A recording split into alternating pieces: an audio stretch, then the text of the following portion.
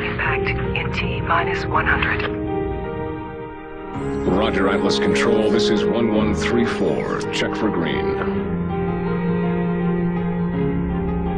1134, all systems green. Arc launch protocol initiated. Cryogenic preparation commencing. Initiate nanotrite injection.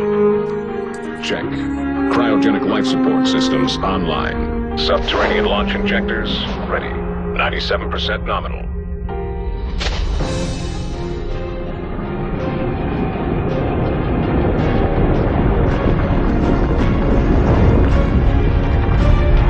All arcs secure. Initiate burial sequence. 1134, check. Targets confirmed. Diagnostic audits complete. And ARC personnel entering stasis. This is 1134, signing off. Understood, 1134. Go for burial. This is Atlas Control, signing off. May we live to see another day.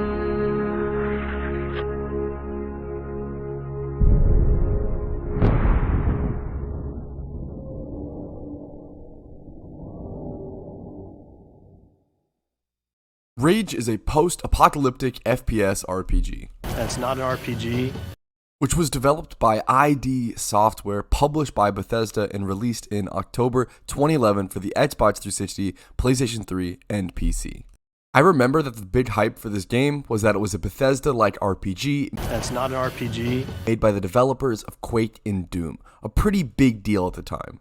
The hype was huge for this game. There was even a marketing campaign that involved Jesse Pinkman from Breaking Bad playing the video game in the show to distress during an episode.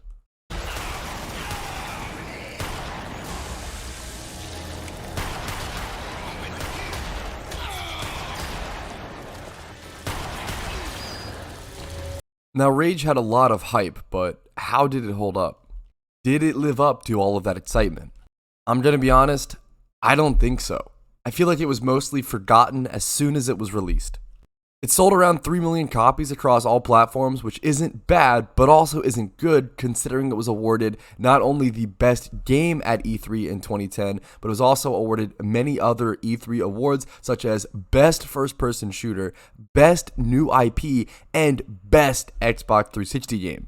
That is especially impressive when considering the competition that Rage had that year, which consisted of games such as Fallout New Vegas, Call of Duty Black Ops, Dead Space 2, Crysis 2, Dead Rising 2, Mafia 2, Star Wars The Force Unleashed 2, Gears of War 3, Halo Reach, Fable 3, Batman Arkham City, and Portal 2 were all beaten out by Rage for the best game at E3 2010.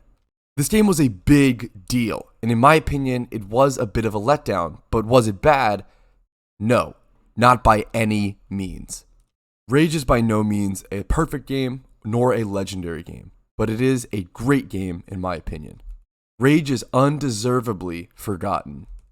I was actually really surprised to find out recently that it got a sequel in 2019 in the form of Rage 2, that game being developed by Avalanche Studios but overseen by ID Software and once again published by Bethesda. I don't exactly actively follow the current gen console game releases, but I was surprised to have not heard anything about this until mid-2022. But I haven't played Rage 2 yet, so let's slow down and focus on Rage 1 today. The original Rage came out on 3 discs because the game is beautiful for the time. Not beautiful like photorealism, beautiful like stylistically. Similar to Borderlands, Rage packs this very stylistic and intriguing graphical style that really lends to the characters and the environments. Rage is not a large game in terms of area. It's actually quite small. How big is the map? On YouTube, walked across the Rage map in only 7 minutes.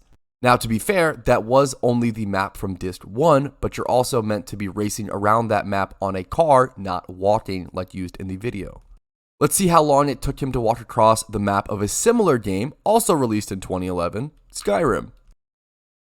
It took him almost 50 minutes to walk across. Oh wait, that was sprinting. I wonder how long it took him to walk across. Holy shit.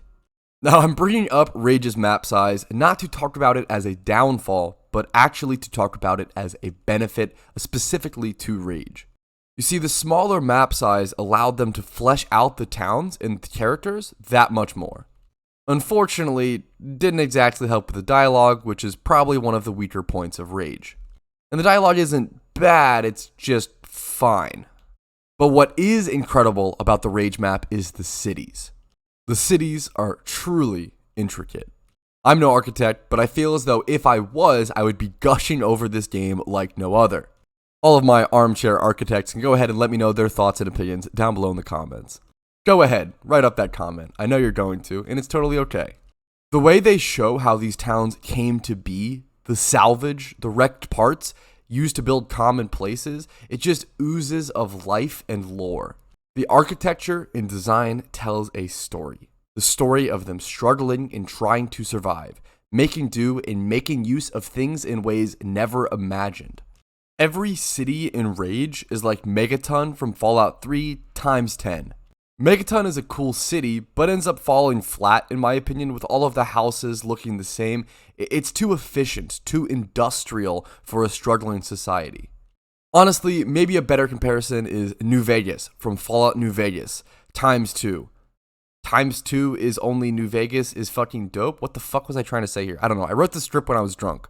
I think the point that I was trying to make is that Fallout New Vegas is incredible, but the cities in Rage might even do it better, and that's a severe compliment to the architecture in Rage. But anyway, stop distracting me with beautiful RPGs, and let's get back to Rage, the game Rage. Across Rage, you'll encounter so many insane characters with truly memorable personalities. The one that stands out to me the most, and the one you might remember the most, is the TV show host. Well, will you look here? New face, a new body. Oh, I am so glad I got out of bed this morning. The show he hosts is a survival show about putting in a competitor against waves of mutants, and I have to assume sometimes they just die on air. Pretty brutal show in theory. But the way it presents is all goofy and bright like a family feud, but instead it's a literal fight for your life situation. One of my favorite understated characters in this game is this sweet grandmother type figure who's missing an arm but got it replaced by this beautiful robot arm. Her voice also fits incredibly well, and she's just so sweet, the type of person to call you sugar at a Walmart.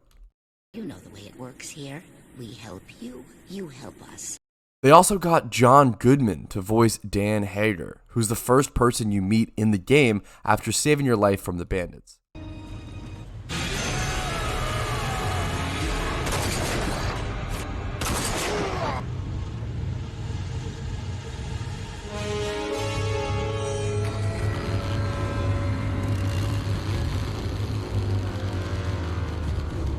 You!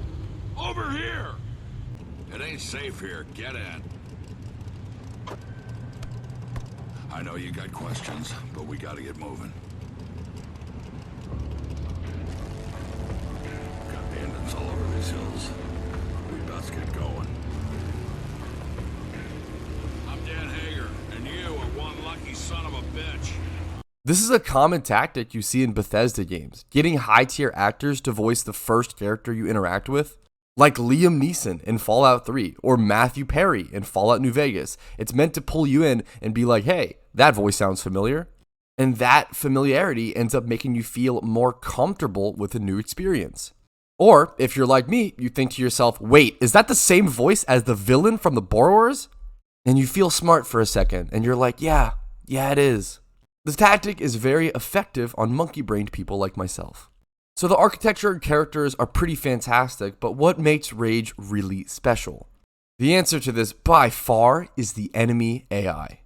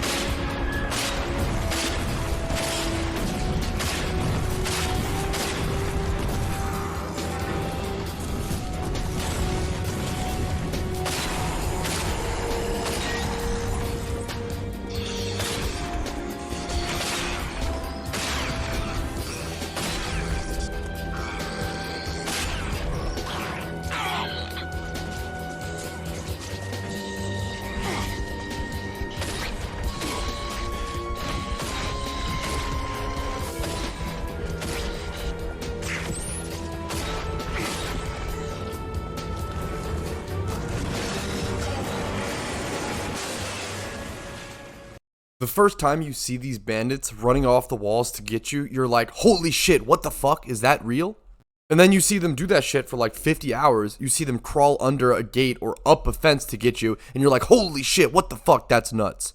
And then 10 years go by, and games develop, and the industry advances. And then you see these guys fucking swing off the ceiling, and you're like, holy shit, what the fuck? That was so cool. It never gets old. And due to the AI being so advanced and unpredictable in their movements, there's certain parts of this game that just feel like it should be a horror game. This moment in the blue line where all the mutants just run around but don't engage you freaked me the fuck out. Because for the entire game, they've been fearless. They've just been charging you relentlessly. But now it seems as though they are either running from something even scarier than you, or they have a plan to fuck you up. Both of which are really terrifying. These guys are also so damn fast. They just lunge at you. Not to say the combat in Rage is one note. Quite the opposite. This game's got everything. Explosive crossbow? Got it. Deadly boomerangs? Got it. Those RC cars from Call of Duty? Yup, we got those too. My favorite gun in this game, embarrassingly enough, just ends up being the combat shotgun, since it feels so satisfying to use.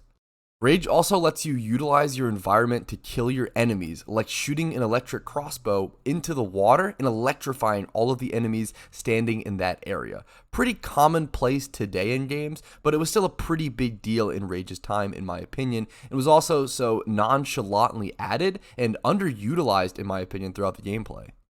Another strong point about the Rage combat that goes underappreciated is the use of animations. It's really impactful to see a mutant jump towards you with the desperation to kill, and then you blasting him with a shotgun and him slowly ragdolling and falling beneath your feet. It's satisfying, it's scary, and it's immersive. It keeps the game feeling intense at all points. Carrying on from keeping the game intense, let's talk about its boss fights and epic moments.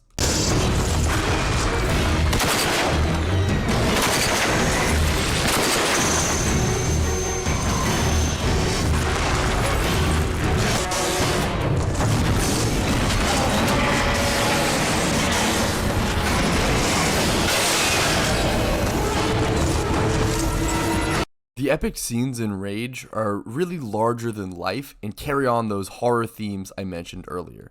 This game can be scary, or maybe I'm just a coward, but I feel like I'm fighting for my life against these guys, even though the fights themselves mechanically aren't that hard or special. They are truly carried by the animations and design. And I think the developers' decision to prioritize these sort of cinematography moments really left behind a unique video game experience. And I actually think they accomplished that. They were looking to create a first-person shooter that was a little deeper than that, but not quite an RPG. In conclusion, my thoughts on Rage are this. Was Rage a good game? Absolutely. Was Rage a great game? I'd even say so. And was Rage a legendary game? I think that there is an argument to be made there, but I would personally say it falls slightly short. But that's just my personal thoughts. Make sure to let me know what you think down in the comments below. And also make sure to like this video if you've enjoyed it, and consider subscribing to the channel for videos and content like this in the future. For those who don't know, this is a side channel for me, which is a pure passion project that I kind of do whenever I have the free time to, and whenever I'm feeling very passionate about a semi-niche older game. So any kind of support really allows me to focus on and put more effort into this if you do prefer or enjoy this type of content. But that's it for me. Thank you guys for your time. I don't want to keep you any longer, and go have a great day.